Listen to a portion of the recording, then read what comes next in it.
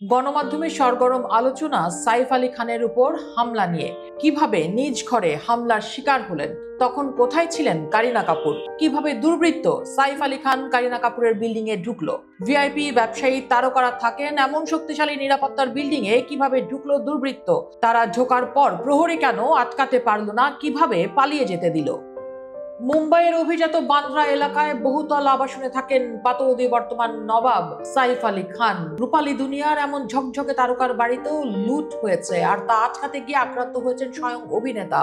বুধবার গভীর রাতে সাইফের বাড়িতে চড়াও হয় একদল দুষ্কৃতিকারী। প্রাথমিকভাবে পুলিশের অনুমান ডাকাতির উদ্দেশ্যেই তারা ঢুকেছিল নবাবের বাড়িতে, কিন্তু পরিচারকদের চিৎকারে ঘুম ভেঙে বেরিয়ে এলে সাইফের সাথে হাতাহাতি হয় দুষ্কৃতিকারীদের। হাতে ঘাড়ে মেরুদণ্ডে ছুরি দিয়ে কোপানো হয়েছে তাকে। রক্তাক্ত অবস্থায় অভিনেতাকে মুম্বাইয়ের লীলাবতী হাসপাতালে ভর্তি করা হয়। চিকিৎসকরা জানিয়েছেন তার শরীরে 6টি আঘাতের মধ্যে 2টি বেশ গভীর, একটি আঘাত তার মেরুদণ্ডের কাছাকাছি। প্রাথমিকভাবে বলিউড তারকা কারিনা এবং পরিবারের অন্য সদস্যরা নিরাপদে রয়েছে বলে জানা গেছে। তবে হামলার সময় কারিনা বাড়িতে ছিলেন কিনা তা স্পষ্ট নয়, কারণ এই ঘটনার কিছুক্ষণ আগেই বোন কারিশমা কাপুর এবং 2 বন্ধু সোনম কাপুর, রিয়া কাপুরের সঙ্গে পার্টি করার ছবি দিয়েছিলেন কারিনা।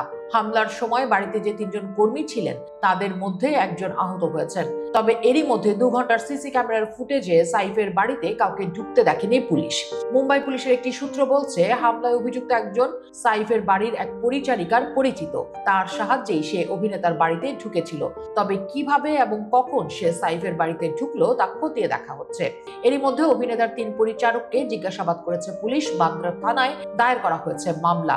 শুরু হয়েছে তদন্ত। সামাজিক যোগাযোগ মাধ্যমে বলিউড তারকাদের দুঃখ প্রকাশের পাশাপাশি সাইফের শারীরিক অবস্থা নিয়ে টুইট করেছেন পশ্চিমবঙ্গের মুখ্যমন্ত্রী মমতা বন্দ্যোপাধ্যায়ও।